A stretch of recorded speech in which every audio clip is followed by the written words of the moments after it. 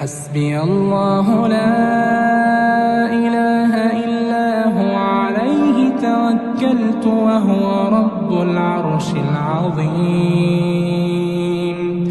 حسبي الله لا إله إلا هو عليه توكلت وهو رب العرش العظيم. اللهم إني أسألك العفو والعافية في الدنيا والآخرة.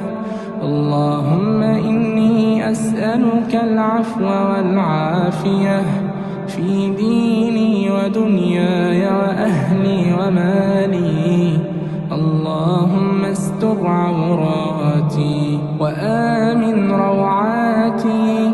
اللهم احفظني من بين يدي ومن خلفي وعن يميني وعن شمالي.